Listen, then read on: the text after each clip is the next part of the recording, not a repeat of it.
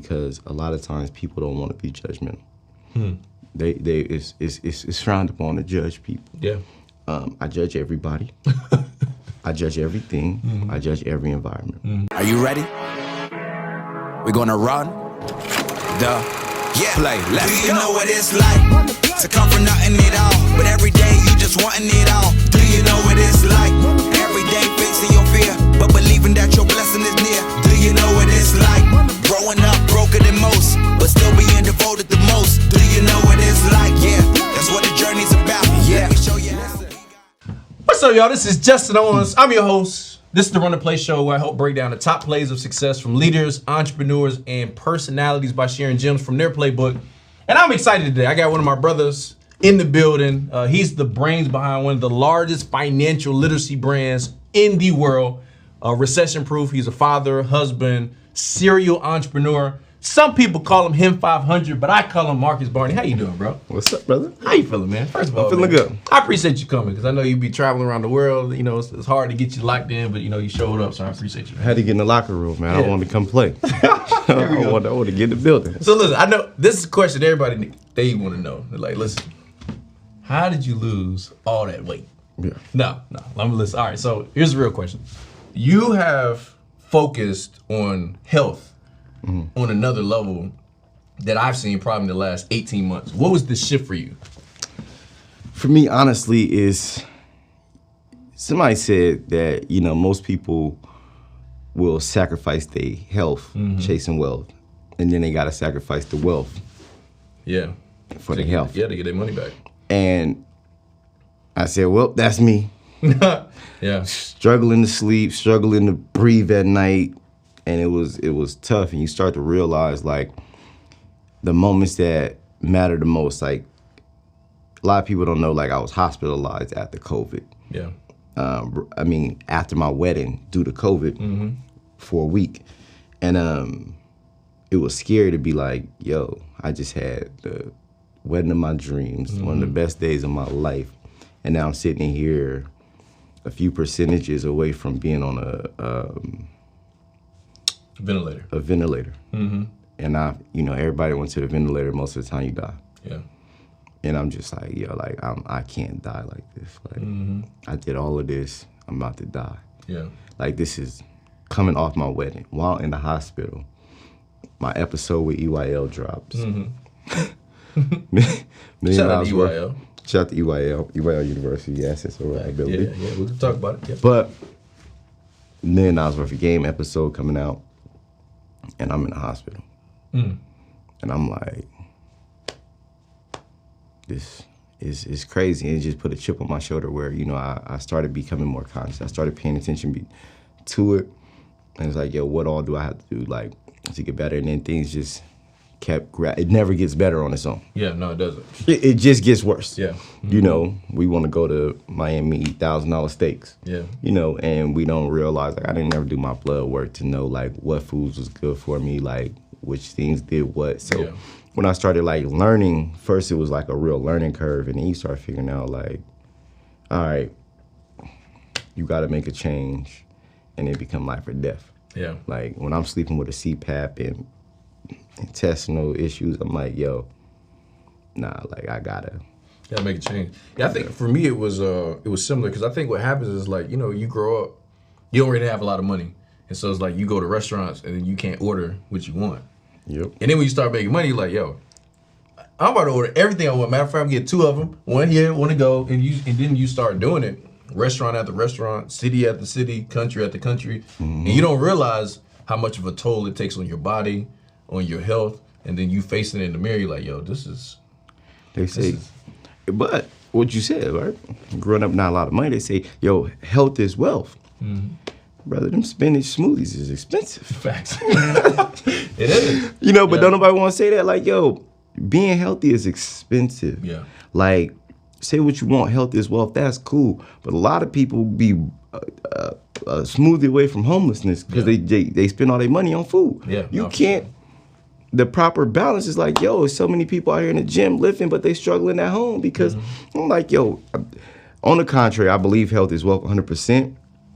But a lot of times we misuse it and misplace it because people think because they're in shape, like, oh, this is life. Yeah. And they be like, bruh, the biggest killer in our community is stress. Yeah.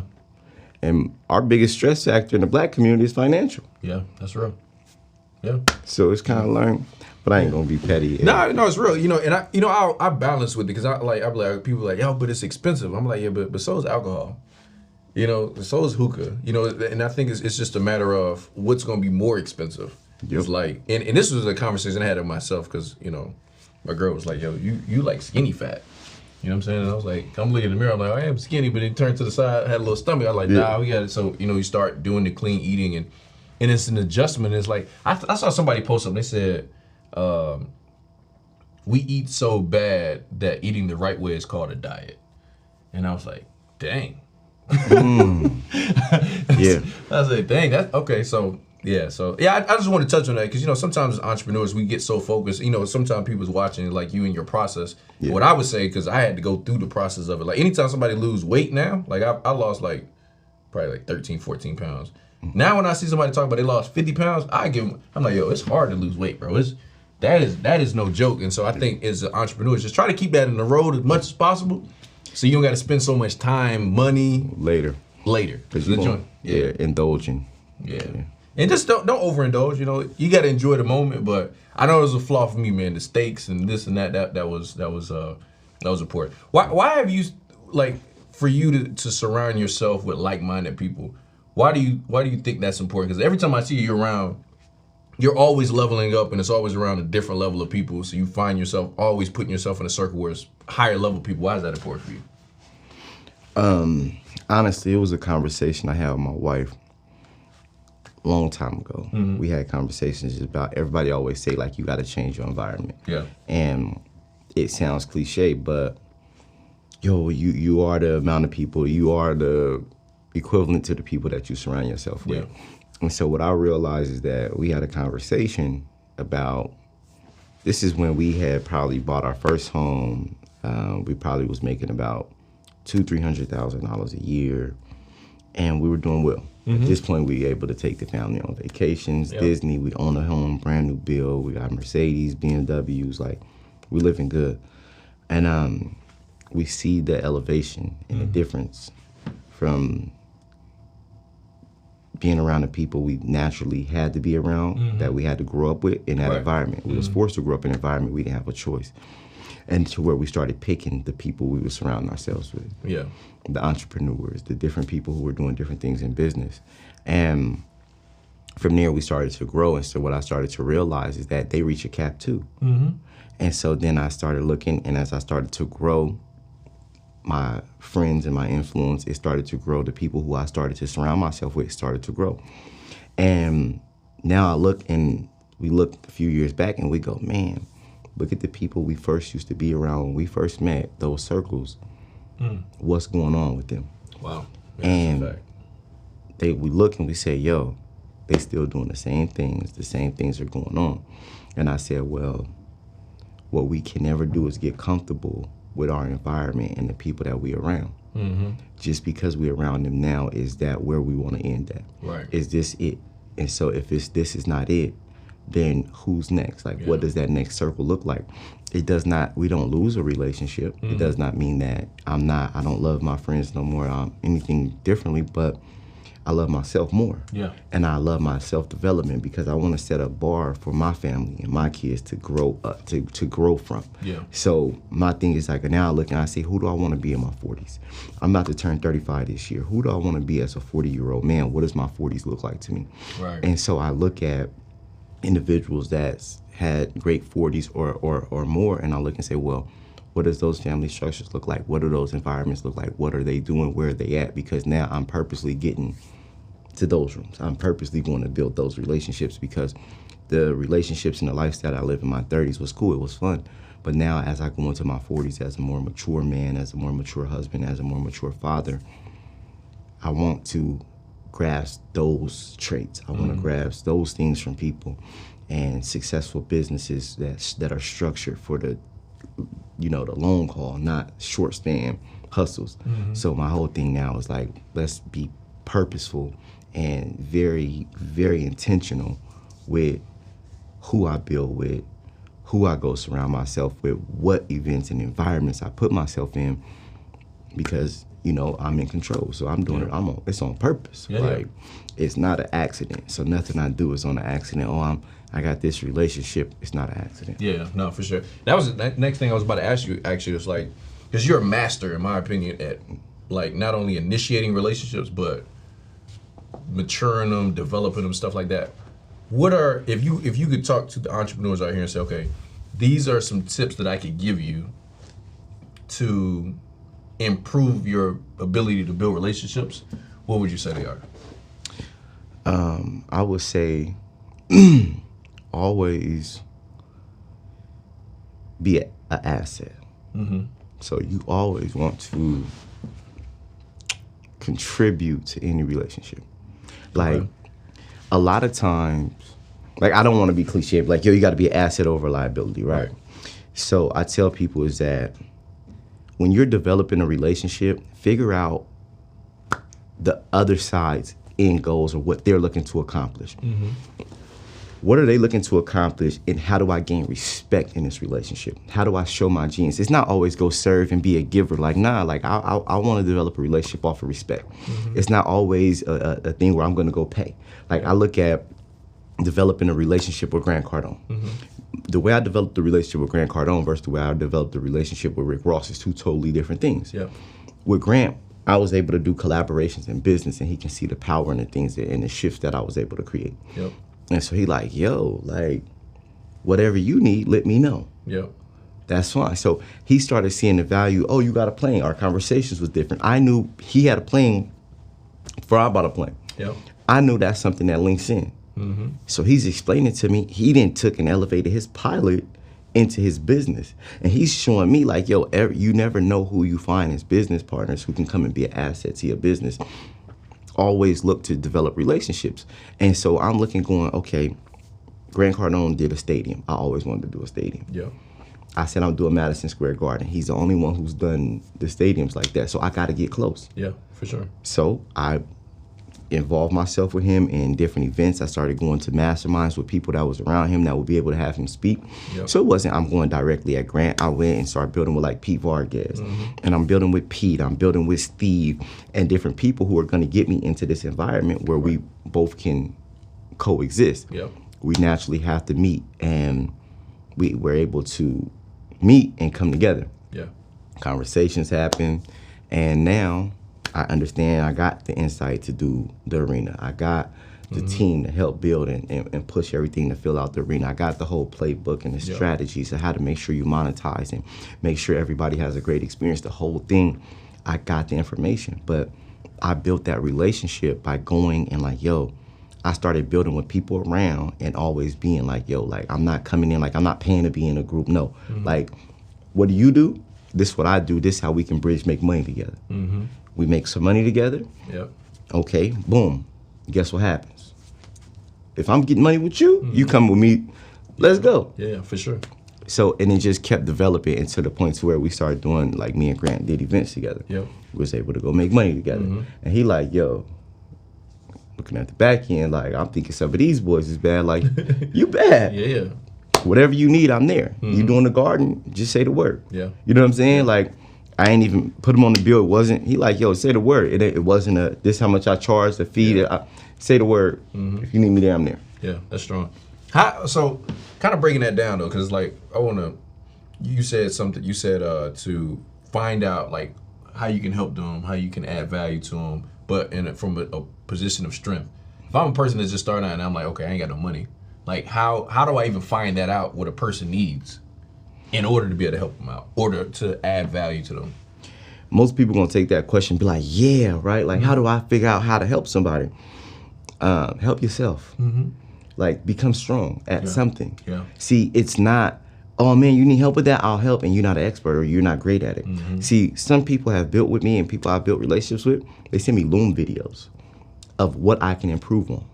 They'll go back to my website, my back end, and my things. Be like, yo, you didn't have a pixel here, you didn't have this here.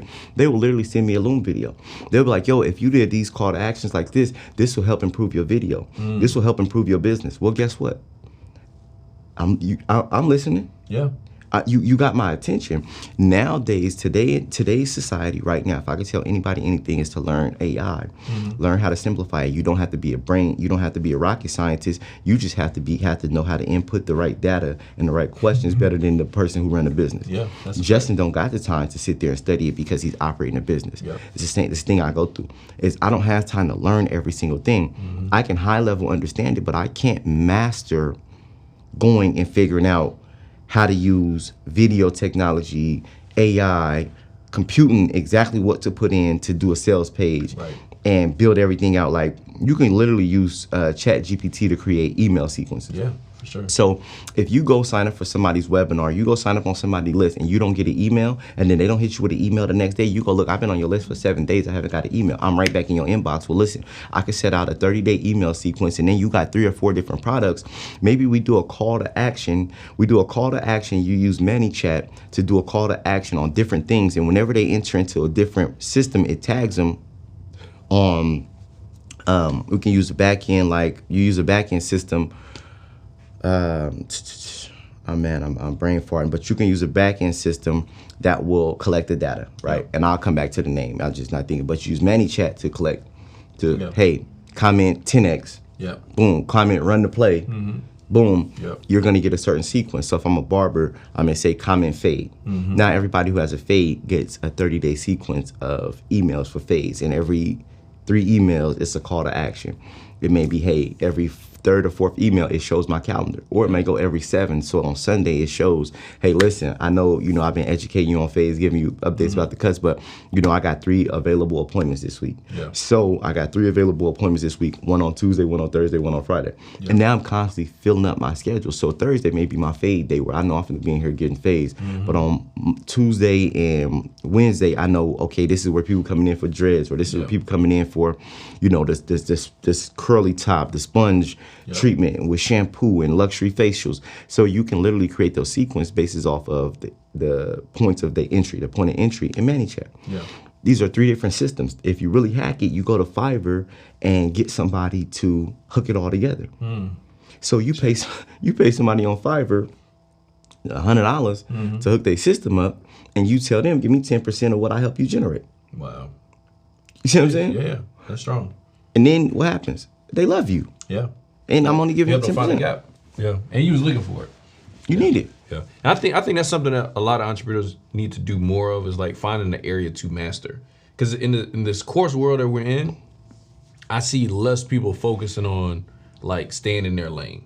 And what I mean by that is like, we all grow, but we go to events that can help us grow in things that we want to learn and that can help us grow better. But I equate it to like, it's almost like, I didn't go to college. You didn't go to college, right? No. Yeah. So it's like, but we've all heard the example of like people that hop around and go from like major to major to major and all this kind of stuff. And so you can go to school for 5 years and don't have no degree because you didn't specialize in nothing. And so you have people that, they've been entrepreneurs for 5 years, but you go on their page and this year they doing Turo. Last year they was doing Airbnb. Year before that they was doing this, and they haven't found an area to focus or master. And so now when we talk about adding values, they what you just talked about, the back end and stuff, it ain't really sexy. That ain't like, oh, you're gonna get the most clout or attention for it, but it's important to business. Yeah. And so you gotta find skills that are good. How have you found out now, because you move in a lot of rooms, there's a fine line of like when you go into a room of like fitting in and like, sometimes like pounding your chest, doing too much. We've seen people do both. We've seen people, like you go into a room and you're so quiet, you're invisible. Yeah. And you got some people, they come in the room and they too loud, they're annoying, and it's like, oh, they'll never come back. How have you found a way to know when to do what in different rooms? How have I found a way to know when? Like when do you know, like, okay, this, I gotta step out. I gotta make sure this person knows me. Or sometimes, let me be quiet and let me just soak in what's happening. One thing I tell people is that you got to be judgmental. Yeah. Like that comes into effect of a judgmental stage, because a lot of times people don't want to be judgmental. It's frowned upon to judge people. Yeah. I judge everybody. I judge everything. I judge every environment. I judge if I'm too strong in this room. Am I too smart in this room? Will I only be of value in what does this room need from me? If I feel like I'm in the room and they could really benefit from me, it's okay. I can talk to a million different things. I have to know what my strong point is going to be. Sometimes it may be, if I go into a room and let's just say I'm in a room with my mentees or one of my mentees, and I know that I'm a powerhouse in this room. I'm not coming to speak and take over the room. I'm coaching from the side. Yeah. Yo, do this in here. Move like this in here. Yeah. Say this. Get off stage. Go get interactive. Walk around. Shake the hands. You need the content. Deliver the whatever you need to deliver. And if you need me to say something, let me know. I'm only gonna amplify whatever you said. That way I'm not coming as, yo, appreciate it, cool, but it's not about me. So you know then. But when I go in the room and I go, okay, I get in some of these rooms and they don't know who I am yet. And go, oh, y'all the smart ones. Okay, get money in here. Bet. As soon as there's an opportunity for me to talk, I'm gonna show my genius. Yeah. I remember being in the room and we was in a room, we was in San Diego, bunch of people, heavy, $50 million businesses. Wasn't nobody in the room doing under $10 million a year. Yep. So they like, yo, everybody at the table sit here, and it's a few tables, and they're like, yo, everybody pass around the idea of like one thing that you do in business to help you take it to the next level. And then y'all vote whoever has the best idea, and y'all gonna come up. Whoever has the best practice and things that they've done, and y'all gonna come up and kind of see, and we see who wins, right? So it's table for table. So now you looking around the room and you going, bet. I'm looking at the table like, yeah, all right, showtime, everybody go first. Yeah. I'm going last. Because I'm going to make sure if whatever I was thinking about telling y'all, if what you said was better, I'm going last. So I'm making sure I got the best bar here. Yeah. So they like, all right. So I'm like, let me get in my bag. I went right in my bag. Yeah. Best way I did things, boom, boom, boom. Fastest way that I was able to make millions. So I broke all the way down. They like, yo, automatically I won the table. But everybody at the table is now like, yo, how can we connect? They didn't know me. They didn't know me. Yeah. Only black person at the table. 3 black people in the room. Yeah. Room of 50. So I go, okay. So then I go up to the top, to the table. Boom. I'm standing there. I'm looking at it. I'm going, I know these people. I didn't see them online. I didn't see them do. Seen their business. It's cool. Like I'm talking like, yeah, Andy Frischel is everybody in the room. So go, I win. Hold it down for my table. My table going crazy. I go up there, do my talk, we win. At that moment, everybody in the room now wants to know me and know my name. They got familiar with my brain. Yeah. You said your brain. My brain. Yeah. Wait a minute, that was smart. I can utilize that. Yo, let's connect, let's talk. Well, guess what? Everybody in here is already successful. My goal is to show you my brain and a way to connect with you. It's gonna be hard to do one-offs. Right. To shake everybody's hand, I can't do it. So let me introduce myself to the whole room. Yeah. A lot of times when people do things and you in those rooms, that was a small, intimate environment. Figure out how to share your genius with everybody. So that's people can now go, okay, I get it, I got it. I get who you are. They introduce themselves to you. Now you don't have to go up and say, hey, my name is 500, I'm the owner of Recession Proof, I do this and that and that. It's going, yo, that idea you shared with us, genius. Yeah. Some of them wondering like, yo, what's the idea? I'm not telling you. I'm not telling you. You wish. All right? Run the play. Facts, yeah. And I think that, there was this thing that was said, man, it's like about, it was the idea of selling something. I don't know if you agree with it or not, but the guy was saying, what he told me, he said the very fact that you're selling something tells you how valuable the thing is. He said because like if you really like people that really have good ideas, they're not selling them until they've used it. They've made some money out of it and stuff like that. What do you think about that? Like if you got a really really good idea, you go milk it first, you get some results, and then you come back. What you think about that? If I got a really good idea, do I use it first or sell it first? Use it. But every good idea, what I came to realize is every good idea isn't for you. I had good ideas for you that wasn't for me. Yeah, for sure. And I'm just like, what I do is I study. I'm always studying. I'm always analyzing markets. I'm always analyzing products and sales. So when you analyze the market, what you realize is that, okay, this may not be a strategy directly for me now. Yeah. Mm-hmm. But who is it for? Yeah. Now, does it hurt me to help somebody else? It doesn't. Right. Yeah. So sometimes I may hold things back and say, no, I'm not telling people until I'm done with it. Yeah. You know what I mean? Yeah, like, there's certain things I'm not going to tell you if I'm doing something, because oversaturation at this point is what I realize, is that I'll do something, I do things, and you realize that you have impact. Like, I used to say ideas and put it out there, and I would have 30, 60 days to implement it and go to work. Now, is if I say something and put it out there, I got about 7 days before people are moving on it. They moving. And so you realize your impact as it grows and where you're at. When you're on the come up, you can put everything you know out. Yeah. That just proves that you're smart. You're looking to gain credibility. You're looking to gain, you know, that ground of being an authoritative figure in this one industry. Show your genius. Yep. When you get a big brand, you show your genius you want to. If you ain't ran that play yet, it'll be in the dirt before you know it. So you be like, yo, this is what we need to do. Yeah. Nah. Yeah. Mm-mm. That's what we doing? Cool. You know, set up a whole locker room, huh? Yeah, you would have told people you were setting up a locker room in the podcast like this, and oh, that's a good idea. Yeah, it would have been out.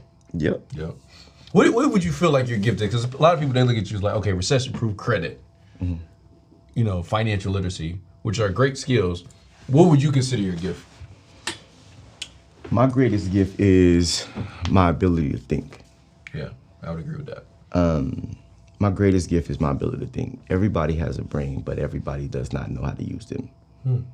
And some people use them in different ways, different levels. And that's just one of the things that I feel like, when we have the ability to think, when we have the ability to learn, that's the sharpest thing that you can do.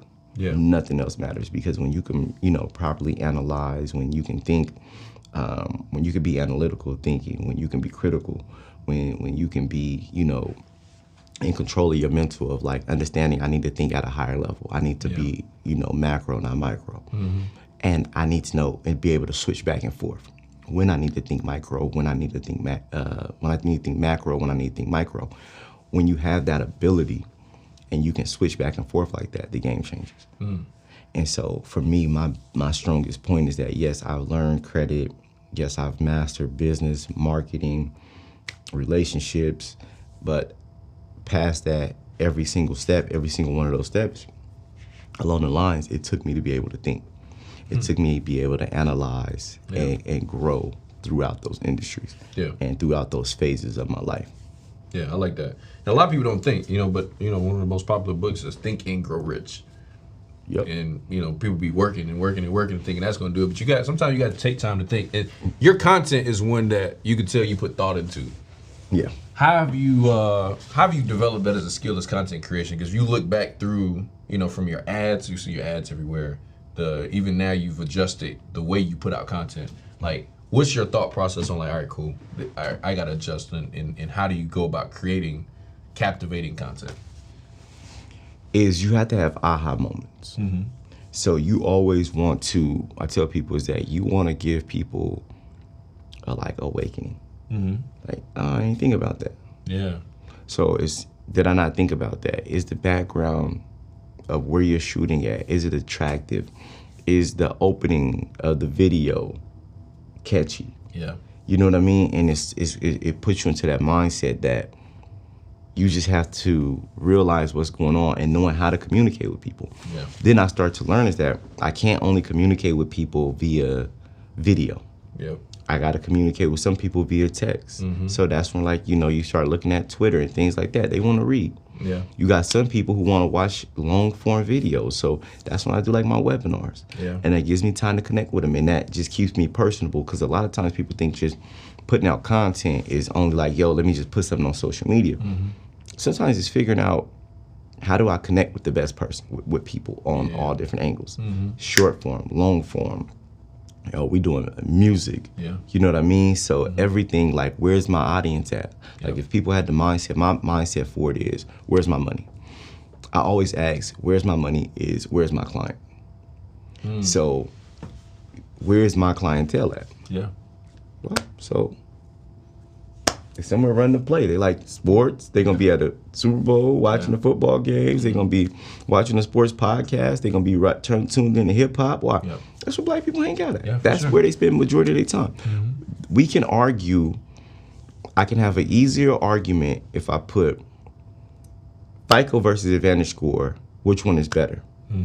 Advantage Score versus FICO. What's better? That argument is gonna be light. Yeah. Kobe versus Jordan. Heavy. LeBron versus Jordan. See, I didn't have to say LeBron versus Jordan because that's the stated argument. Yeah. But you see, naturally, you go, it's not Kobe, it's LeBron. Yeah.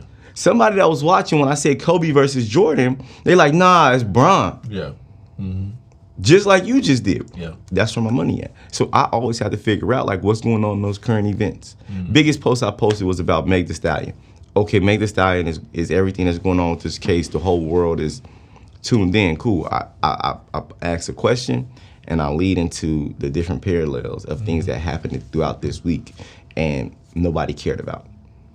Amazing things that happened in pushing the black culture forward. Yeah. Amazing things that happened the same week did not matter because something negative was happening, traumatic, in the black community, in entertainment, that had everybody going, hoorah. Yeah. Guess what? I put my promo at the end of it. Yeah. Smart. Yeah. Smart. 24,000 opt-ins. Yeah. Strong. 24,000? Jeez. On my own Instagram. Yeah. Strong. Bold prediction time. What is your prediction for the course creators space over the next 12 to 18 months? Rest in peace. It's done. It's done. It's done. Rest in peace. For people who are not established. Yeah. It's raining bricks out here. Yeah. It's raining bricks out here. You better get under an umbrella or you're gonna get hit, you're gonna catch a brick. Right. People are catching bricks. And so what I would tell you is this, is that when I say get under an umbrella, understand it's a lot of components, it's a lot of business infrastructure that's needed to last the test of time. The thing I love about this is that it's cool to be smart at this time. And I love the fact that it's cool to be smart.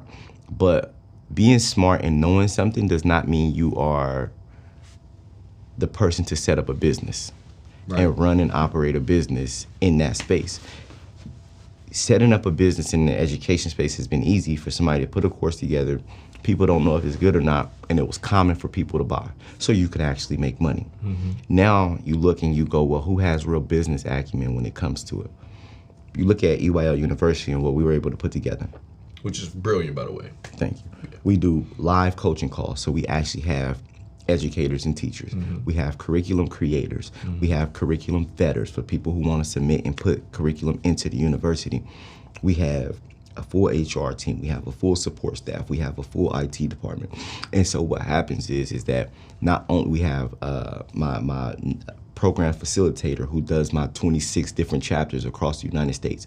So imagine we got 26 chapters in each city, 6 people on each board. It's over 150 people under this organization that helps it operate to keep the environment growing. Outside of that, the resources that Earn Your Leisure goes and provides and the relationships that they build to bring back. So now we have billionaires and different things like that where we can get lessons from them.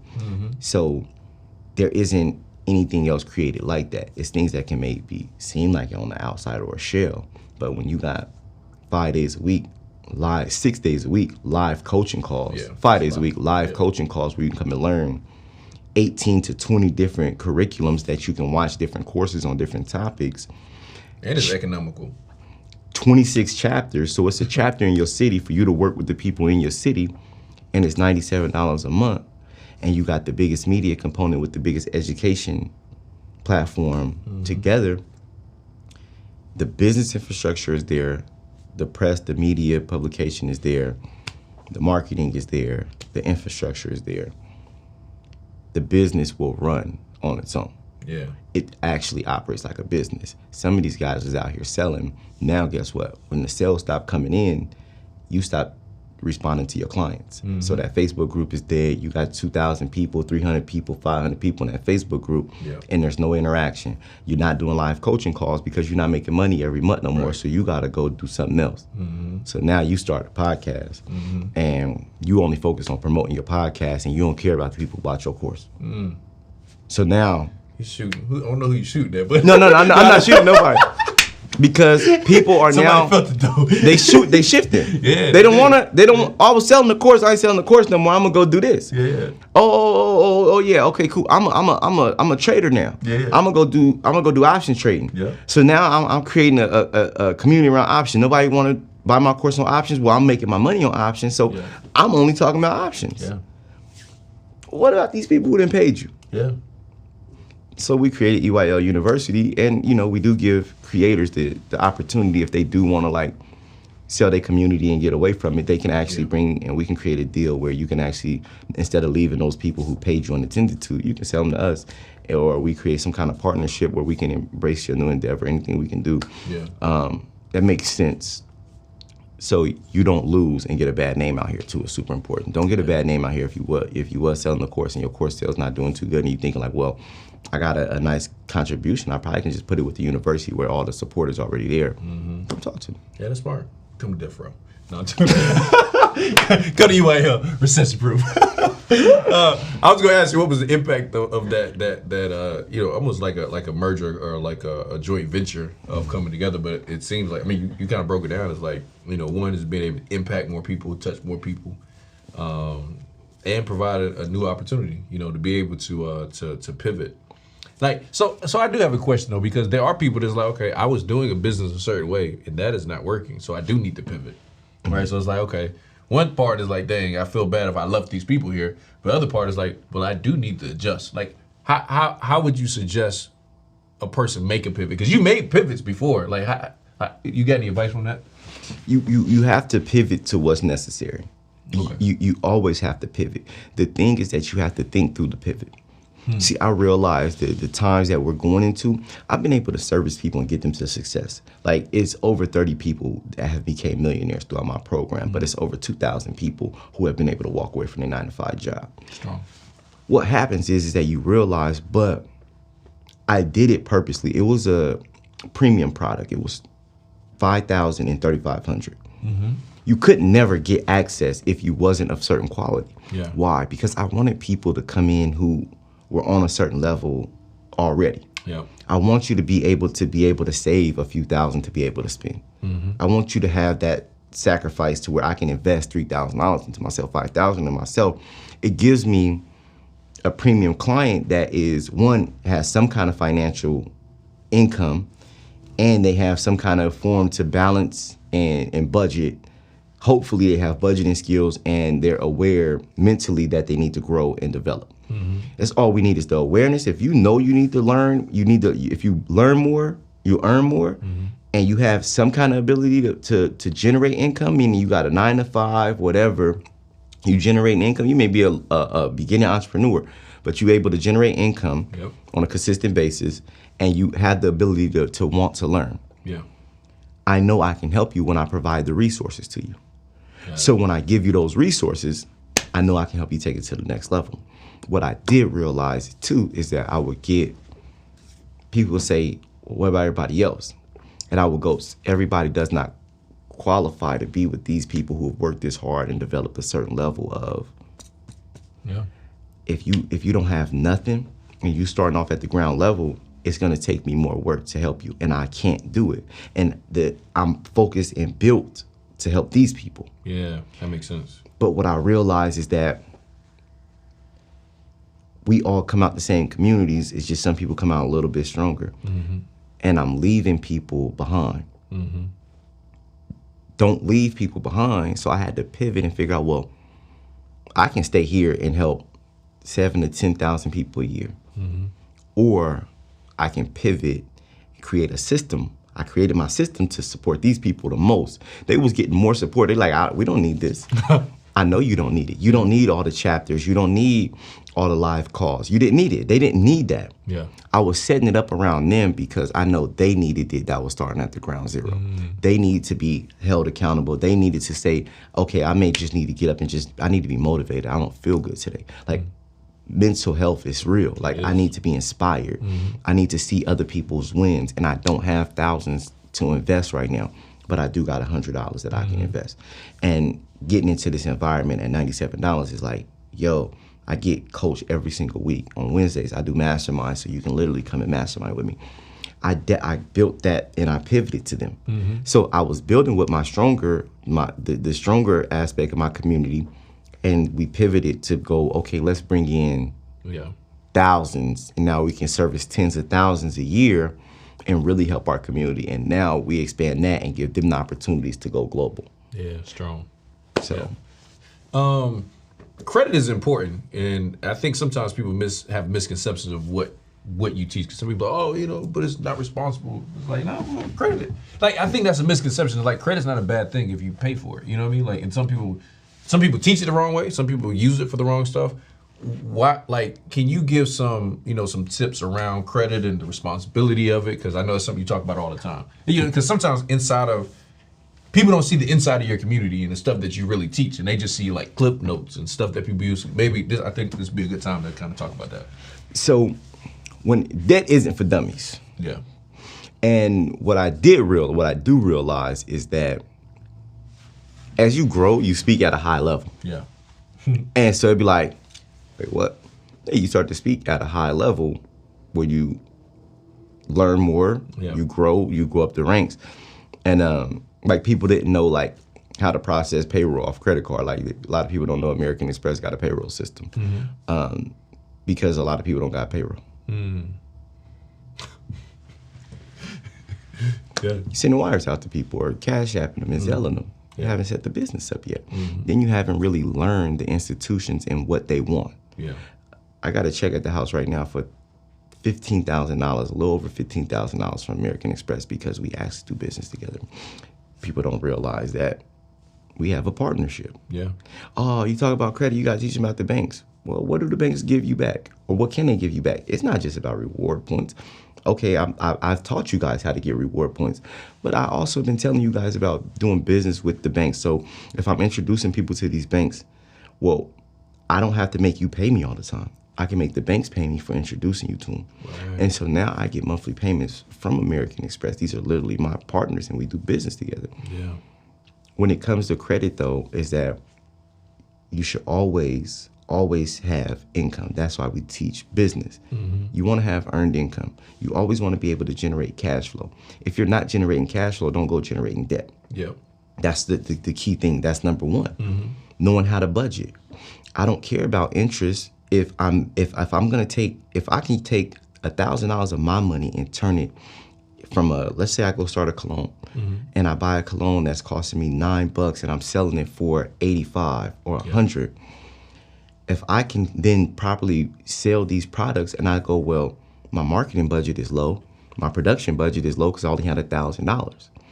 But if I had $5,000, my $1,000 that turned into $8,000, if I had $5,000, it would turn into $40,000. Yeah.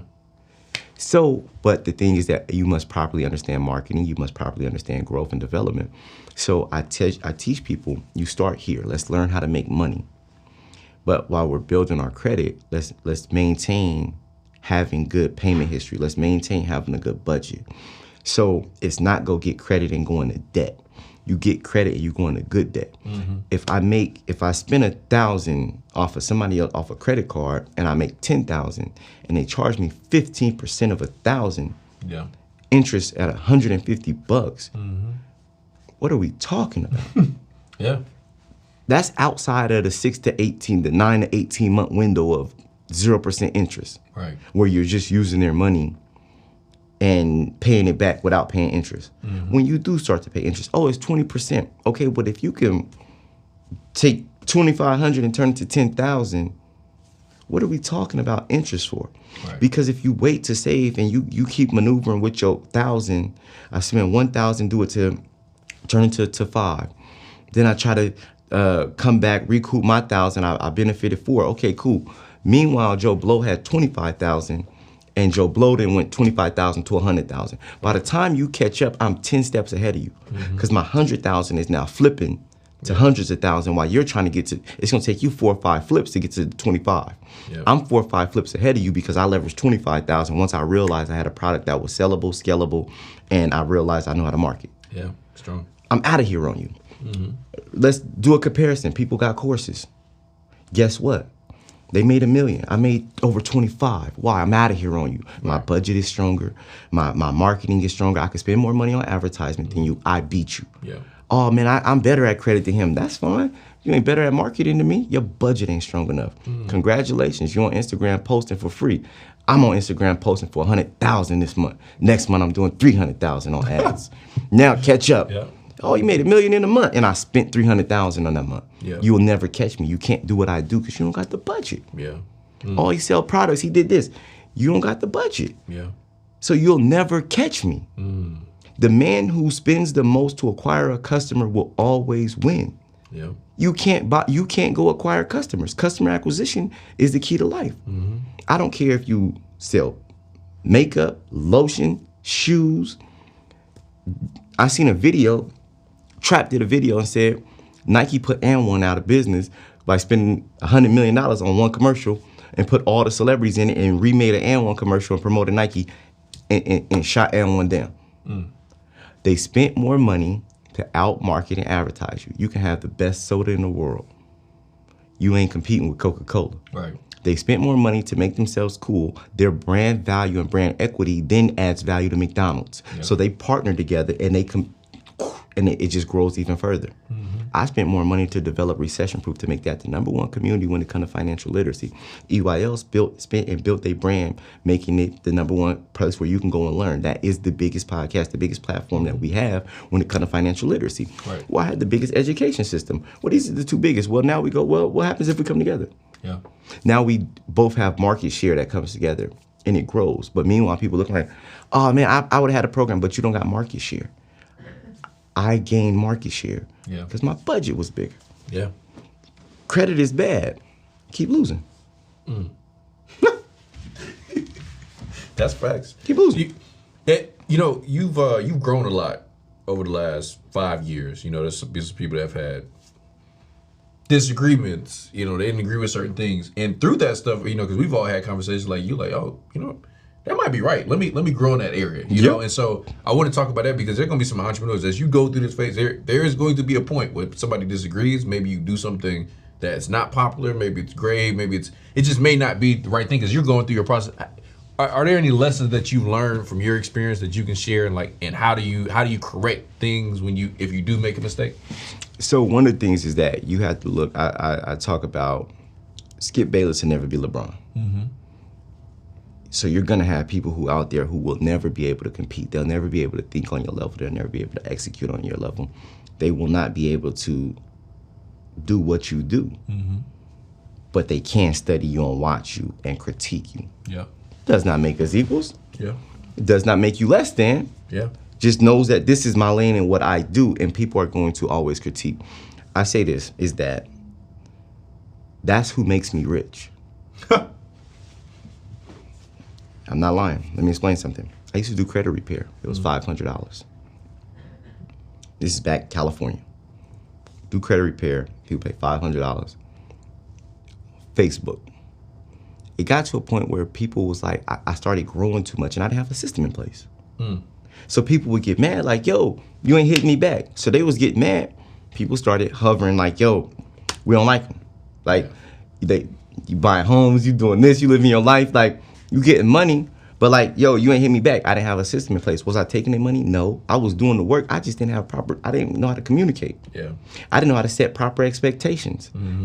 They wasn't wrong for telling me, bro, give my money back on a refund. Yeah. Or, yo, you ain't tell us this, so now, thank you, because I didn't know till you start getting on Facebook going crazy.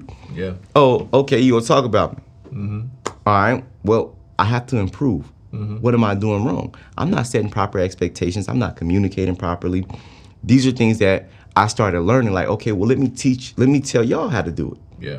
You mad at me? You think you paid me last month, so you thought you was gonna get results in 30 days, 60 days. Okay, let me show you how to do it. Here you go, do it. So I went from making $300,000 a year. I started teaching people how to do it. You was trying to shut me down for doing it like this. You didn't want me to, like, yo, you ain't getting back to us. We ain't heard from you. You right. Let me stop. I have to make a pivot. I've outgrown this system, and I didn't elevate my business.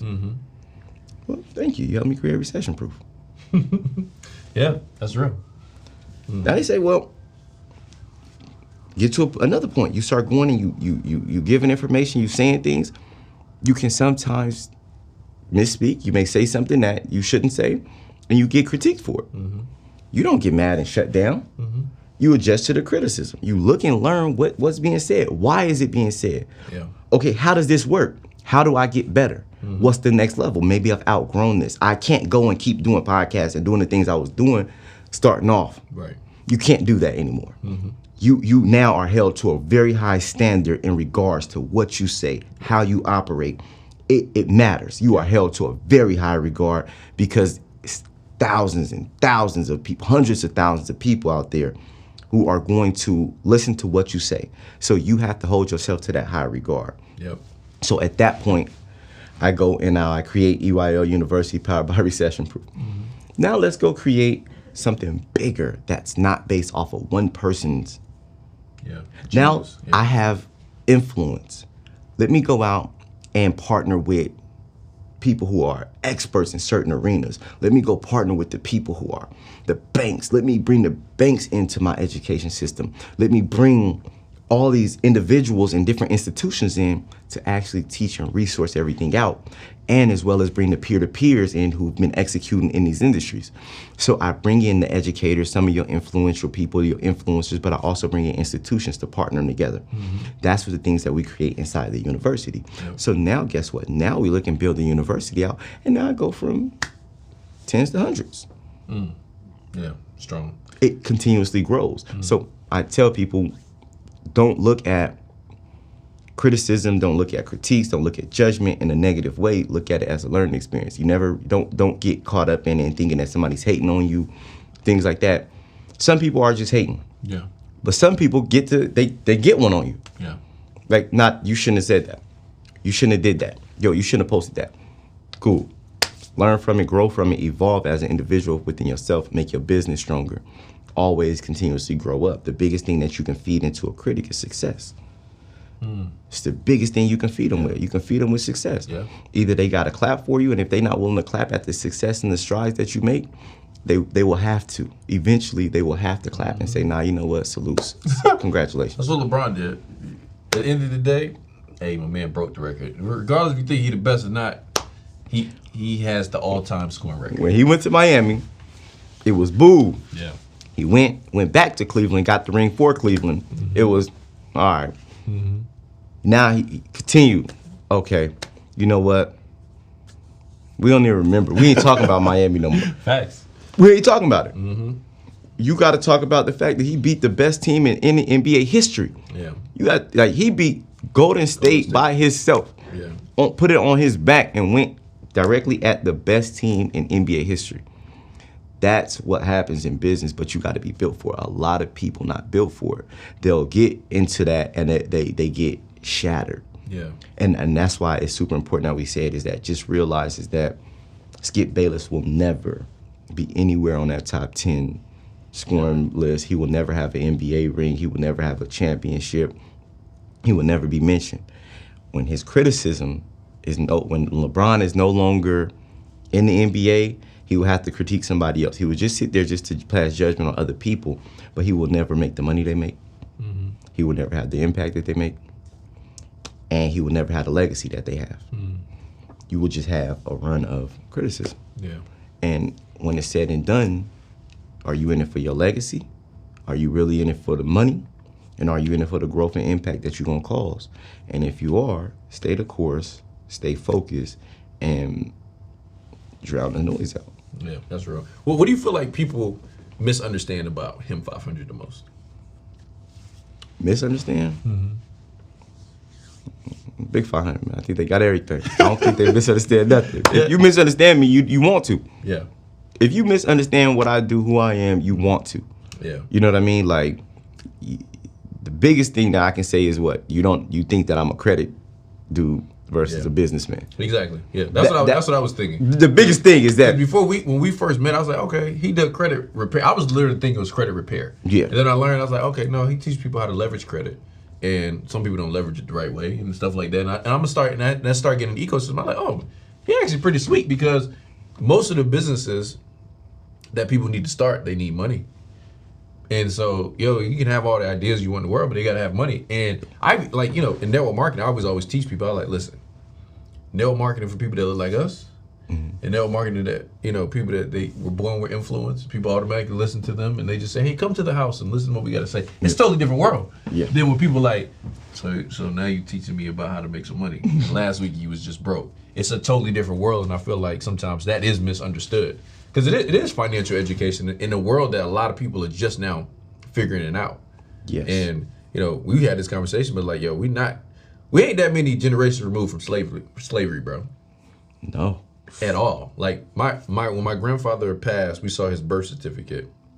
In his birth certificate, his father, his job description was laborer. And I was like, dang, so my mom's dad's dad. You know what I'm saying? It's like it ain't that far back. Ain't that far back, bro. Because we think like those times, like, that was so long ago, until you realize like you was born in the late 1900s. Facts, I seen that.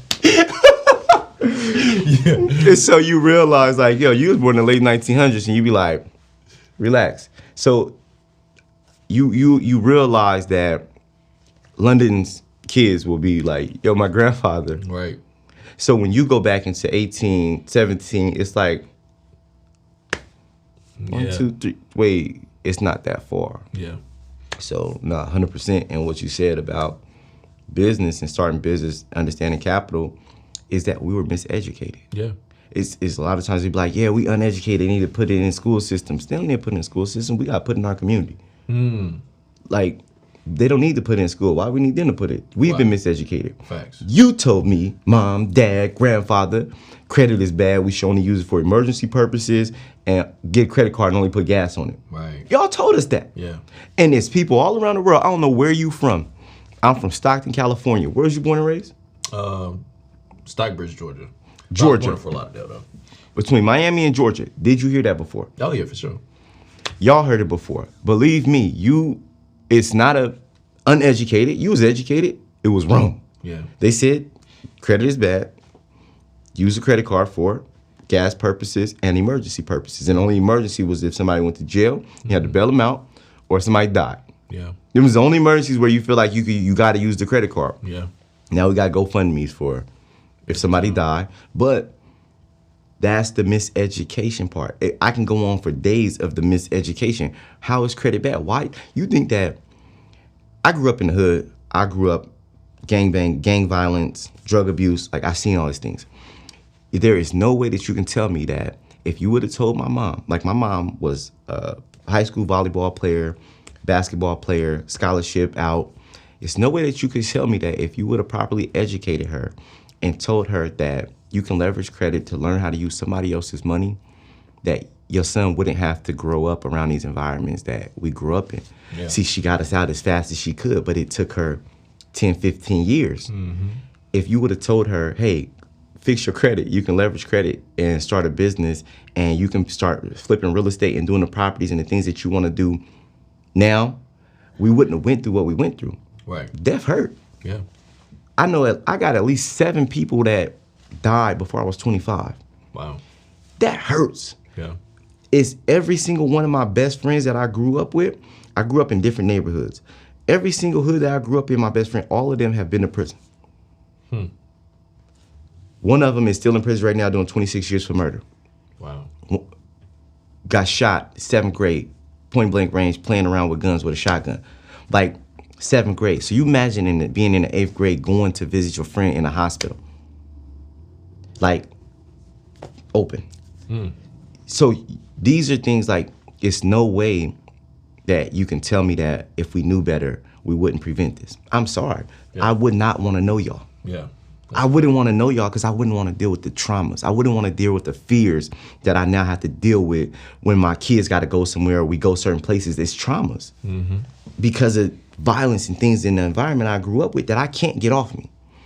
If you would have told my mom that, I wouldn't have had to go through it. Yeah. It's not that we was uneducated, we was miseducated. My grandmother was scared to sign FAFSA forms for my mom to go to college. Yeah. It's miseducation. So when they look and say, yo, people selling courses now, they doing this, I applaud it because it's cool to be smart. Yeah. Let's make it cool to be smart and let's get away from the ignorance because we don't realize how hurtful it is to us. I met a kid in Georgia when I came here. At 25, I had never been to a wedding. He had never been to a funeral. Wow. I was jealous. I'm used to burying people. I don't know what to wear to weddings. Yeah. So I look and I go, I want to teach people about business. I'm more focused. You all only focus on money. That's the only thing that's going to get us away from that. If we can make money another way and get into it and create other environments for ourselves, we grew up different. Yeah. Our kids don't know that environment. Like my daughter, your daughter talk to each other. Yeah. They on Roblox, they playing, they building houses and playing like they at each other's conferences. They want to get on stage and talk on conferences in front of people. They won't know gun violence. Right. They won't know people killing each other, my friends dying in high school. Yeah. They're not gonna know that. Yeah, that's real. So it's the education side. It's like, it's not we uneducated. We've been miseducated and we're passing it down. And now we're recorrecting it. Yeah, no, that's real. That's even like, even people ask me about the clothing line. They be like, what's the, like, cause I'm not knocking being an athlete or being a rapper, but I'm like, that ain't the only way out. You know? And matter of fact, I was at the gym the other day and the guy that, was the same color as the shirt came up to me. He was like, man, I appreciate that shirt because that's exactly what I thought about you. I was like, what team does he play for? Or is he a rapper? And he said, I need to start thinking that, man, there can be some young guys that have businesses. So I appreciate that. And I think that's, what you're talking about is like, it's miseducation inside of the community. And then we have to be examples on the outside so that the rest of the world starts realizing, there's something changing inside of this community. I want to talk about family because that's something that, we're both big on. And, I like, you bring your family almost everywhere. Yeah. They had events with you, Turk be with you. Like we kicked it, done so many things. Why is it important for you to show that side of your life? I don't think I show it as enough as I would like to. I'm still a little hesitant because I'm kind of protective over it. Yeah. So I don't show it as much as I would personally like to. I expose it into environments when we go places because I want them, like my thing with my kids and my family is that more is caught than is taught. Yeah, they're gonna catch more things than I throw at them. So what I realize is like when my daughters say their affirmations, I say mine. Yours probably don't mean as much to you. You gonna pay more attention to daddy's affirmations. So when I say I'm a visionary, they're like, what's a visionary? Yep. I get to explain to you what a visionary is. When I get to say I'm ambitious, they like, what's ambitious? It's the ability to get up and go to work for something that you don't know is gonna happen or not. When you don't know that, you don't have guaranteed results, but you're willing to do whatever it takes to make the results that you desire, the things that you seek out. Like, so they like, oh. So what happens is that they start adapting mine. So they start saying, oh, theirs start to become mine. Yeah. Why? Because they're listening to what I'm saying and what daddy wants. When I'm gone, daddy's affirmations, the thing that dad says to me, like when I ask my daughter, who are you? You gotta tell me who you are. Yeah. But I'm gonna tell you who I am. So you know that. You know what I'm saying? And so when we go out here, you get to see. My little one is not getting on stage. She like, nope, all them people, nope, I'm not doing it. I'm not going. My oldest like, let's go. Okay, is we going on stage? What can I want to put a presentation together. And I'm like, you got to earn that. Yeah. And so we've been working on certain things, building on her clothing line, learning her business pitch. And so she's learning because she's like, I want to do a presentation. Yeah, that's going to be tight. And so that's the goal. And so that's the things that I tell people now is that, for me, when you ask about my family, is that I want them to catch it. I don't want to be like telling stories. Yeah. This is how this went. No, my youngest went through our last 3 or 4 real estate deals. So now she understands, the differences when we going and we dealing with appraisals. Cause she like, why, like the house being now, she's like, yo, let's just buy it. Like, can we move in? I'm like, you don't just buy it. Yeah. I'm like, look, this is what they were asking for. This is what we want to give them. She's like, why not just give them the money if you got it? It don't work like that. Facts. Teachable moment. Yeah. See, and then we can go back and look at all the pictures that she has at the closing tables with us. Oh, this was the property that, okay, I remember when we bought that house. Okay, well, that house makes us this much per month now. Okay, we paid that house off in business, so we was just buying real estate, paying it off. Yeah. So now that we own our properties, these houses pay us every month.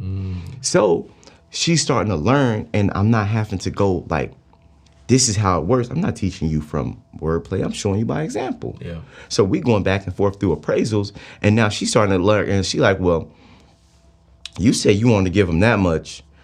Why are we gonna give them, that's more than what we said? And it's going, well, we won because it's worth this. Yeah. So we still made this much off, even off the purchase. And so she's like, oh, okay. So she's catching it. Yeah. And that's just the thing, is just you have to have them involved with everything, every step of the way. Yeah. Not, oh, I'm gonna come back and get you when I make it. Yeah. No. We're gonna make it together. Yeah. The second one gonna get it sweeter. The third one will have it even sweeter. Yeah. But when I start here, we're going together. I'm not leaving you out. As I grow and develop, I need you to grow and develop, and I'll grow as a better parent. I can't say I was the best. My second child has a better parent than my first one. Yeah. Has a more mature parent. Has a more structured environment. We're not constantly growing and getting into a point. So we're at a point where it's like, we ain't got to grow too much more of our living life. We can grow in business, but life stays here.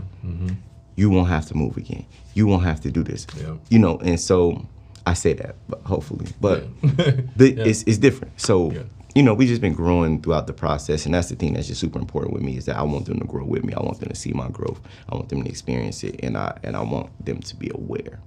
So, talking about family, you've been married for a while now. Well, I shouldn't say a while, but y'all been together for a while. Yeah. What has being married and being in a long-term relationship taught you? Grit. Yeah.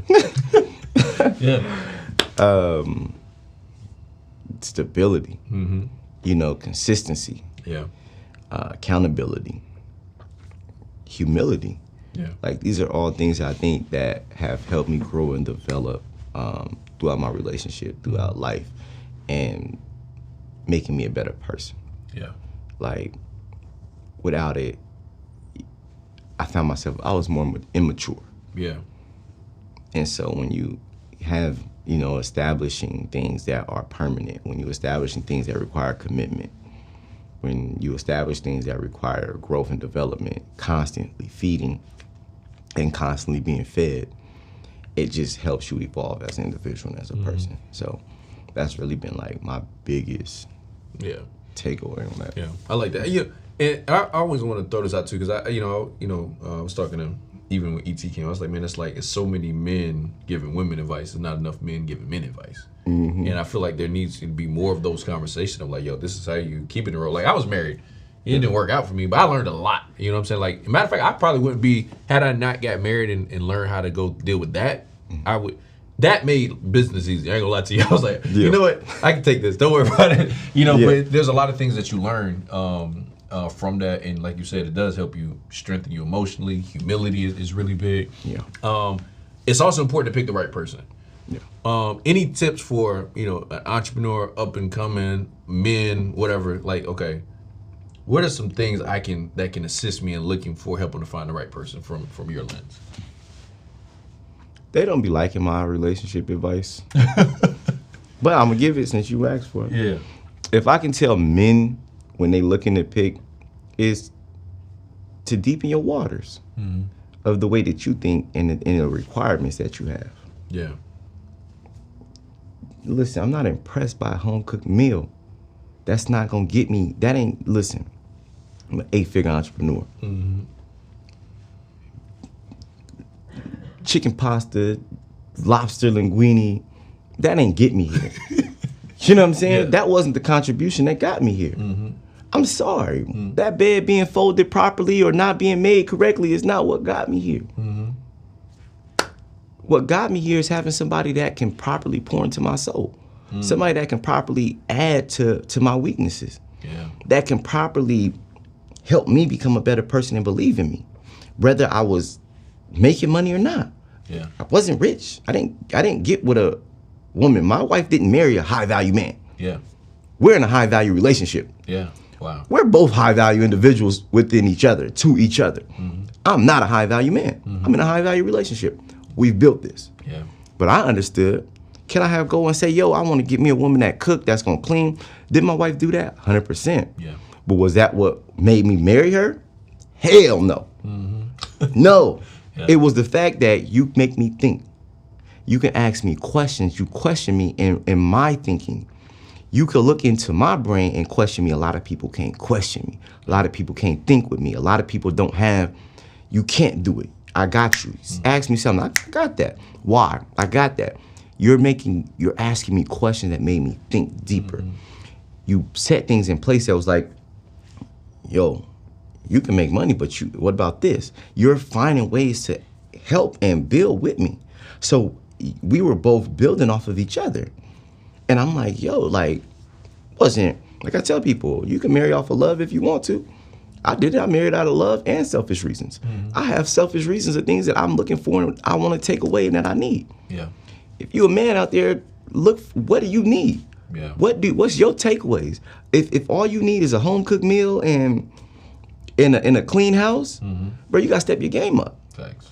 Because you gotta realize that how intricate this person is to your development, to the development of your children, to the development of your household. Yeah. What's gonna happen in the house? Forget the world. Forget the world's interpretation of how things happen. I can pay $15, $16 for somebody to cook, to clean my house. Facts. I can meal prep. I can pay somebody to cook. I can't pay nobody to give me intellectual here and be spiritually connected with me that I'm gonna build and have children with, that I'm gonna be intimate with. I can't pay you for that. Yep. You know what I'm saying? Some of y'all might be out there paying for intimacy. It ain't the same. Intimacy is totally different. You go pay for that.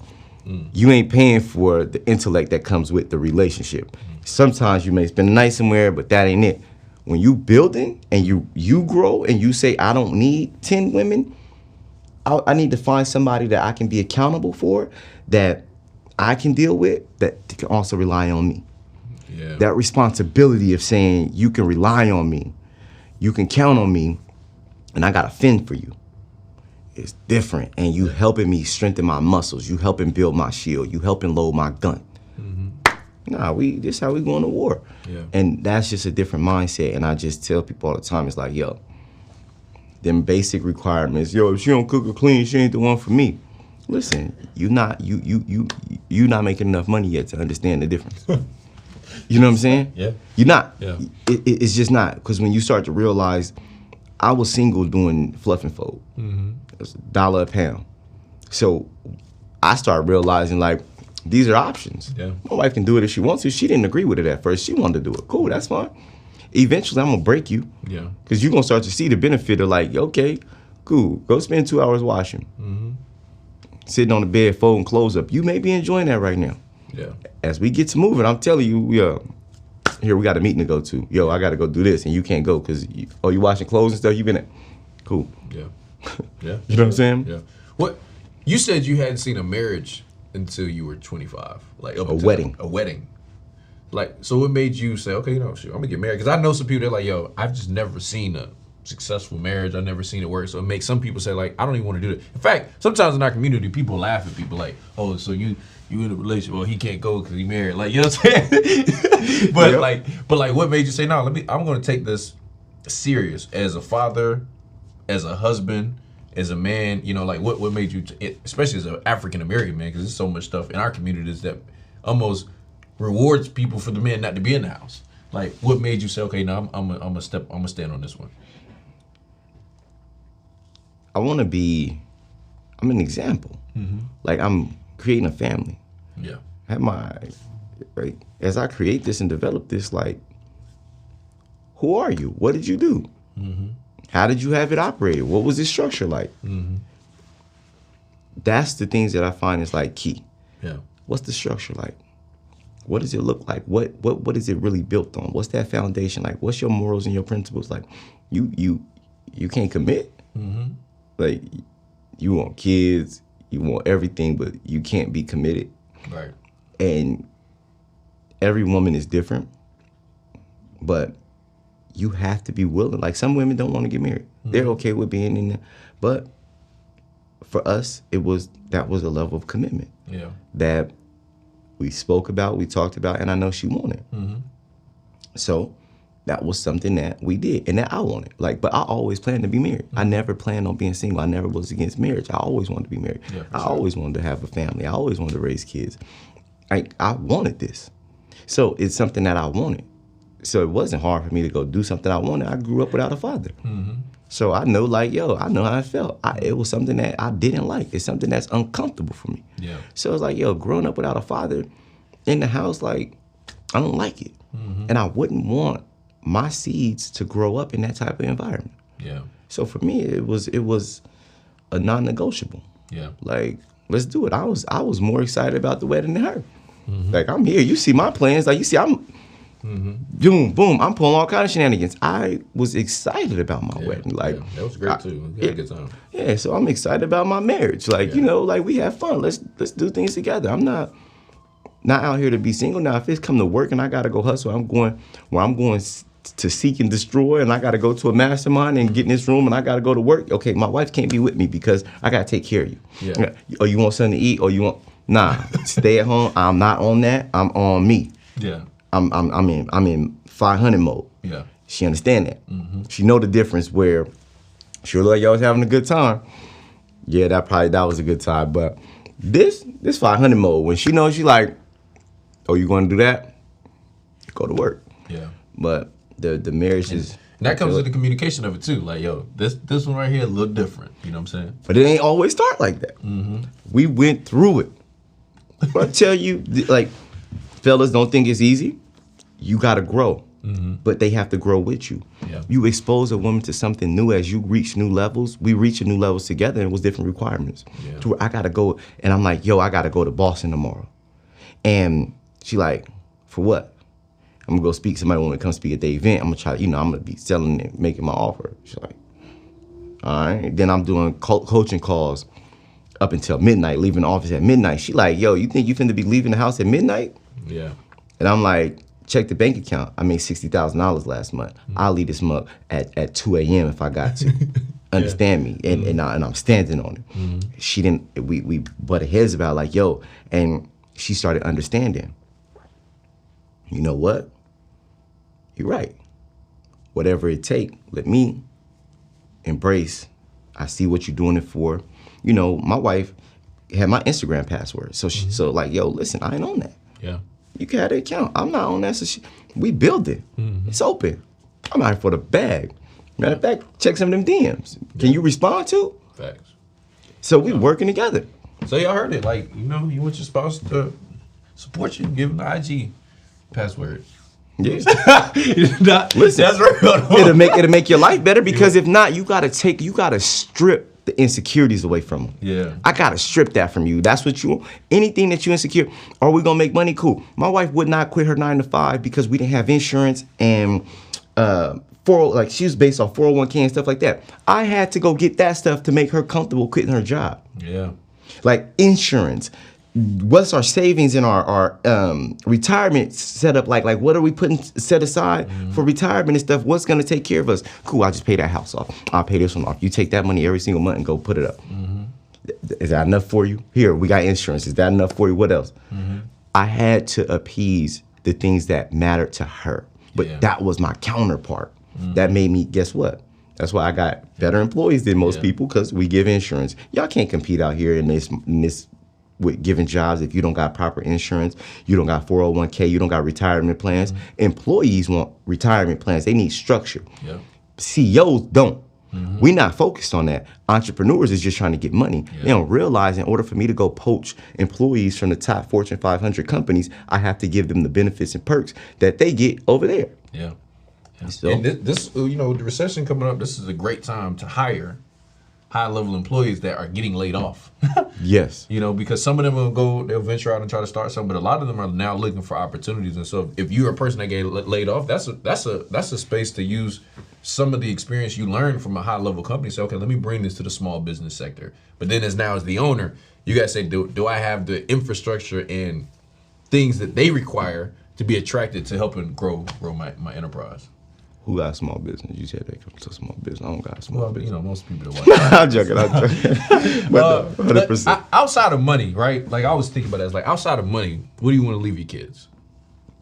I want to leave my kids. It's deeper than money. Yeah. So for me, is that like I don't force my kids in entrepreneurship. Mm-hmm. I want them to live a life that they love. I want them to I want to leave them with experiences. I want them to understand how the world works. Yep. I want to leave them with the ability to exist fluently and to be fruitful and to be able to grow and develop to whatever they desire as who they are as individuals. I want them to be just happy. Yeah. I want them to live a life of happiness. I know roadblocks will come, but I want you to have the ability to be able to overcome things. Yeah. I want you to be able to withstand hardships. I want you to be able to think through things. So these are the things that's most important to me is like, can I make you a good person? Can I leave you behind to be a good person? Yeah. The money and things that I may leave to you, I may not. Yeah. One of them may not need it. Yeah. One of them may not care about the things that I care about. Mm-hmm. You may want to backpack and live in Europe. I don't care, but are you happy? Yeah. And do you have good habits as a human being? Not as a business owner, not as my daughter. Do you have good habits and as a human? Are you a good person? When you walk in and when you leave a room, are people happy you came? And did you have some kind of impact on this world that was bigger than you? Wow. Yeah, I love it. We're going to do some rapid fire questions, so just quick answers, whatever come to mind. All right. The Marcus Barney movie comes out. Who do you want to play? The Marcus Barney movie comes out. Who plays me? Wow. Who would you want to play? Man. I don't know actors. Who could I look at that would play Marcus Barney? I'm a clown. Keenan and Kel. There we go. Get it? Yeah. No, the big one and the small. Big one and the small. I like it. All right, you had a dinner, 5, 10 people, dead or alive. Who you want to have? If I could have a dinner with 5 to 10 people, dead or alive, I would invite George Washington. Mm-hmm. I would look to invite George Washington. I would look at a Marcus Garvey, mm-hmm. Malcolm X. Mm-hmm. I like that. I would invite Steve Jobs. Steve Jobs, Jay-Z. Thanks. I would invite my grandfather and my great-grandfather. Yeah, that's a good one. My father. Mm-hmm. So my lineage is there to study and grow and see. Mm-hmm.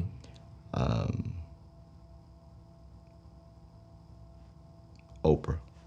There we go. I knew it had to be a lady in there. I said. Mm-hmm. Yeah. Oprah. Yeah. Yeah. Yeah. I like that list. That's a solid list, bro. Mm-hmm. I would probably switch one of my grandparents out for one of the for JP Morgan Chase. Yeah.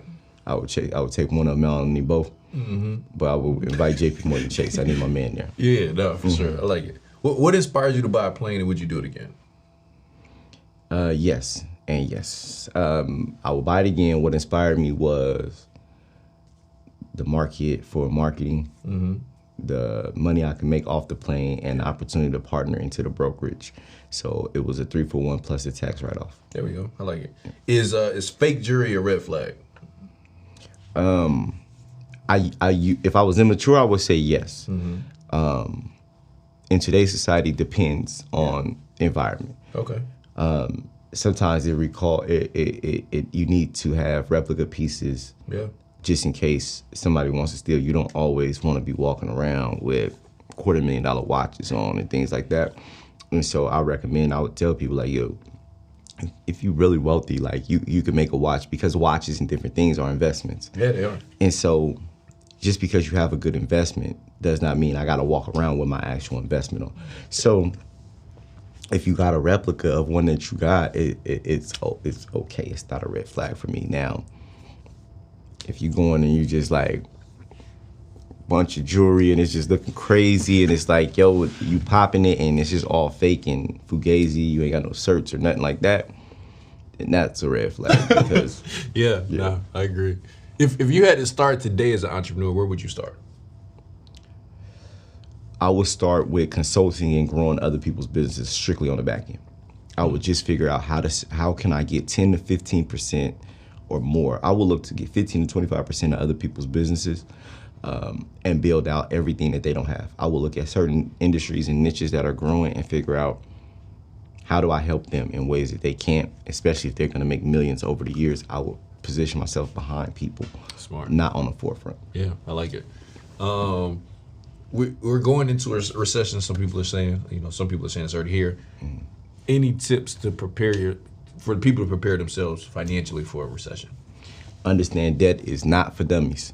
And so don't go into debt, eliminate debt, meaning don't get caught with a whole bunch of car notes. If you putting cars on Turo, look at economy cars right now. If you're getting started, if you already own it, dump all the money that you're making to pay the car off so you own it free and clear. Get as far out of debt and just get into cash flow.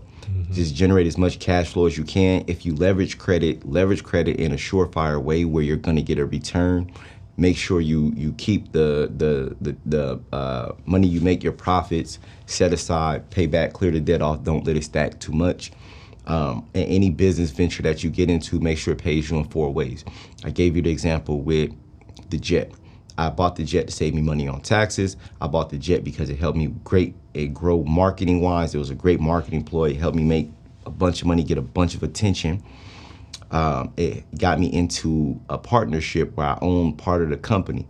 So I was actually a partner in that business that will be brokering my jet, and then I made money from brokering the jet. So I got paid 4 ways. So it's a surefire. If I did not make money off the brokerage side, off of making the jet, off of owning the jet and then making me money every single month, I would at least make money off the brokerage because the attention that I got now has everybody coming to me for jets. So I made money that way. And in worst case scenario, I'm gonna make money it's gonna help me with taxes and lower my taxable income on the way that I utilize it for my business and travel and put my logo on it.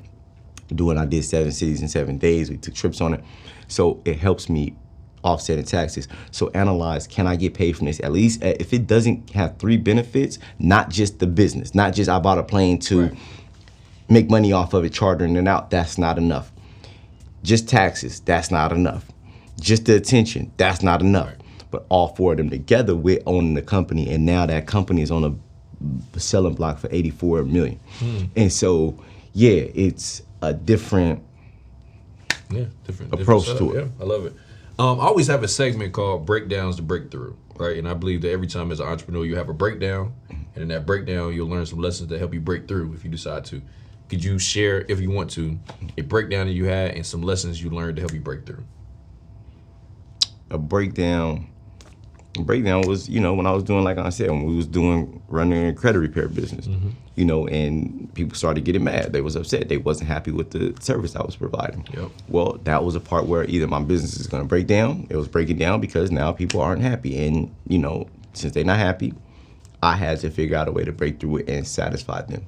And that's what created a breakthrough to realize, like, hey, don't provide the service, teach them and educate them on it. And when I started educating them on the actual service, it created a breakthrough, which helped me go out and build Recession Proof. The negativity changed your life in a sense. 100%. I love it.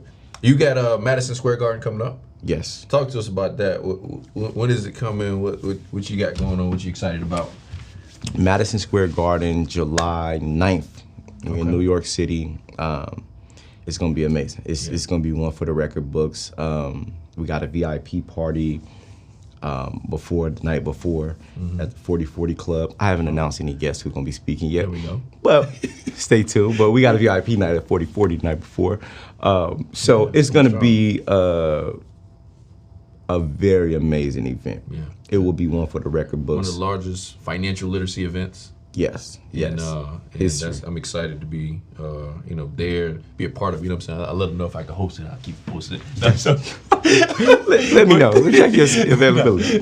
But no, seriously. But I just want you to know, for me, like, I'm proud of what you've done. You know, as an entrepreneur, and like I said, as a father and as a husband, it's a great example to see because, it's not a lot of examples that we've had. Period. Yeah. And somebody that you do your best to do it the right way, and with the right people, right values. So yeah, I appreciate you what you've been able to do for the community. How can people attend the event? The easiest way to attend is the best experience would be for like the members of EYL University. Okay. Because we got a special day after as well. So on Monday we're gonna be doing something special for the members. So anybody that's out there watching, you're interested in joining, like you can text RUN to 404-737-3767 and just see if you like the community. I'll give you 7 days for free. Oh, there we go. I'll let you in for 7 days. See if you like it. Check the live call out. You get 7 days for free, and that'll get you special seating as a member in the event that we're creating the best experience for like the members. It'll be open for the public. It'll still be a great experience, but I got a certain section, and the reason I'm setting it up is like all my members and all the members of EYL University, all the Recession Proof members will be in a section. So everybody that's coming in and out, the experience, the things, I want to cater it to them the most. Everybody else will get everything. It'll still be open stage for all the dialogue, but when you got everybody coming in and out right here, things like that, like I'm doing a little bit of surprises and stuff. That's gonna be tight. Yeah. So that's the reason Marcus why I'm just gonna let y'all know, y'all come to an event, it's not just an event, it's an experience. And you will be entertained, educated, you gonna network your butt off because everybody's gonna be there. So definitely wanna be there at the event. Anytime we had a show, I always like to lead the guest with something. Yeah. So Philly, you got that box for me.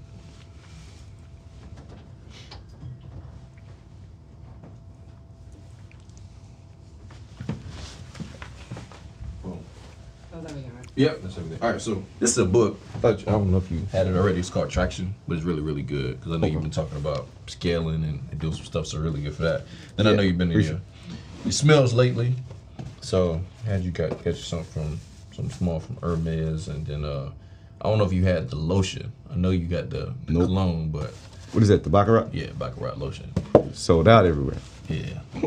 Okay. Appreciate it. Yeah, absolutely, bro. No, man, I appreciate it. Thank you. Absolutely, bro. Because anytime somebody come out, you take time away from your family, your life, you pour it into the people, and came out. So I appreciate you coming through, bro. Most definitely. Salute. I appreciate it. Yeah. So listen, y'all. This is the Run and Play show, man. We appreciate y'all being here. We just got Marcus Barney, him 500 in the building. He gave y'all the plays. Now go run it.